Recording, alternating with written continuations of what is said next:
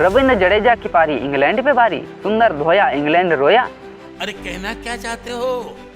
अरे हम तो कुछ नहीं कहना चाह रहे, लेकिन रविंद्र जडेजा और सुंदर ने जो इंग्लैंड के गेंदबाजों को पेला है, तो इंग्लैंड के गेंदबाज क्या कह रहे हैं राजपाल जी?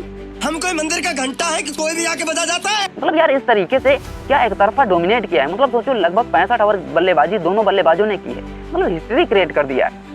मतलब सोचो दो ऑलराउंडर्स बल्लेबाज इस तरह से बैटिंग करेंगे भारत के जो है किसी भी जो है क्रिकेटर्स ने ये नहीं सोचा था। ये रविंद्र जडेजा तो कर सकते हैं, लेकिन सुंदर ने जो किया है यार, सुंदर ने जो बैटिंग की है, मतलब एक यंगस्टर और एक सीनियर प्लेयर, दोनों ने क्या बैटिंग किया, और दोनों लेफ्ट हैंडेड बल्लेबाज हैं, दोनों स्पिनर बॉलर हैं। क्या कमाल की बैटिंग की है, कमाल का डोमिनेट किया है रविंद्र जडेजा ने। सोचो शतक जड़ा यार, 107 रन बनाए। सोचो कमाल की बैटिंग यहाँ पर रविंद्र जडेजा ने की है। 206 गेंदें खेली हैं रविंद्र जडेजा ने और 185 गेंदें खेली हैं वाशिंगटन सुंदर ने। तो कमाल की यहाँ पर जो है बैटिंग की है रविंद्र जडेजा और वाशिंगटन सुंदर ने। मतलब सोचो इन दोनों की जो गेंदें मिला दो लगभग जो है 400 के पास बनती हैं। लगभग 400 गेंदें इन दो बल्लेबाजों ने खेली है।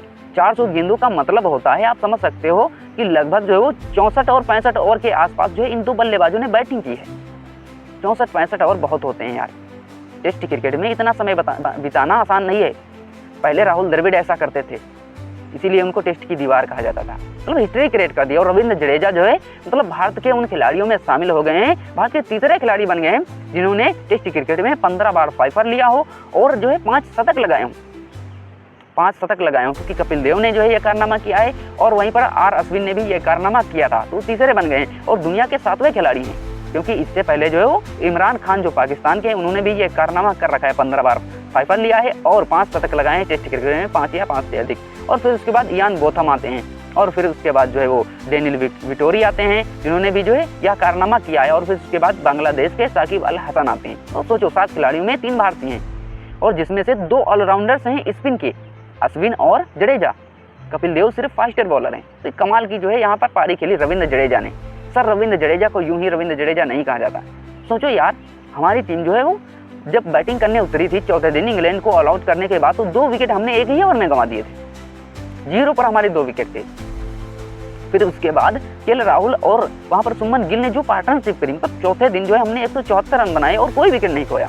2 विकेट को हटा करके हमने 174 रनों की पार्टनरशिप करी। और फिर उसके बाद हमने 5वें दिन भी डोमिनेट किया। हालांकि जो है केएल राहुल का विकेट गिर जाता है 188 पर, नहीं सिर्फ 14 रन के अंतराल पर हमने तीसरा विकेट गंवा दिया। 5वें दिन 90 रन बना करके आउट हुए और बेन स्टोक्स की गेंद पर। मतलब सोचो 5वें दिन बैटिंग करना कितना मुश्किल होता है।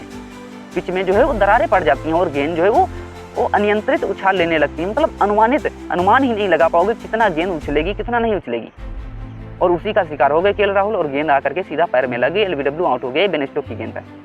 बेन स्टोक्स हमारी टीम के पीछे ही पड़ा हुआ है। और फिर उसके बाद जो है सुमन गिल भी 222 पर आउट हो जाते हैं शतक लगा करके, यानी सुमन गिल ने भी जो है 103 रन बनाए।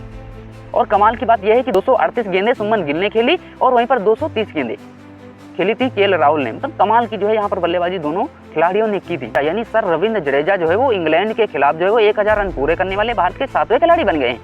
और फिलहाल जो टीम में खेल रहे हैं उनमें तो वो भारत के जो है वो मतलब तीसरे खिलाड़ी हैं, क्योंकि केएल राहुल ने पूरे किए हैं 1000 रन इसी सीरीज में, जिन्होंने जो है 1111 रन बनाए हैं। उन्होंने पिछले ही मैच में यह कारनामा कर लिया था। और वहीं पर जो है ऋषभ पंत ने भी जो इंग्लैंड के खिलाफ जो है 1000+ रन बना लिए हैं।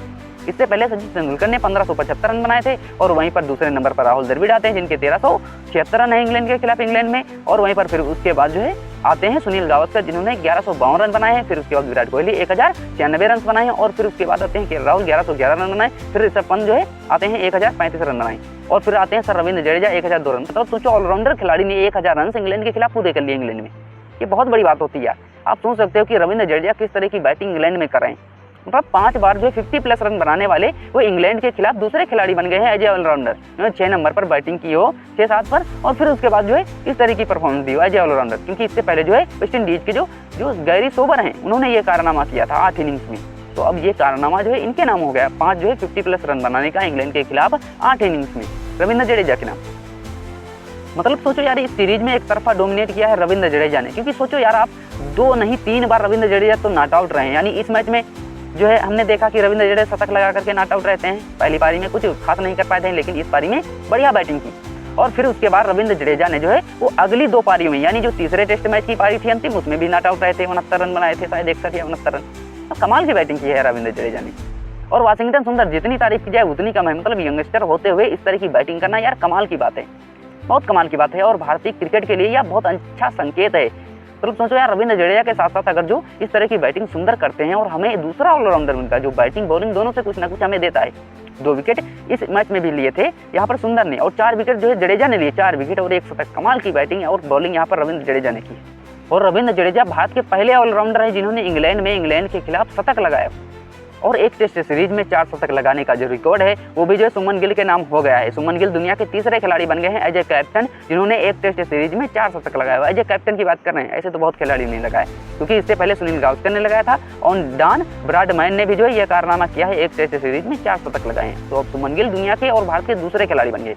तो जो यार कमाल की बल्लेबाजी सुमन गिल करता है। भले ही जो सुमन गिल की कैप्टनसी उतनी अच्छी नहीं रही हो, लेकिन बैटिंग से वो परफॉर्मेंस बहुत अच्छी करता है यार।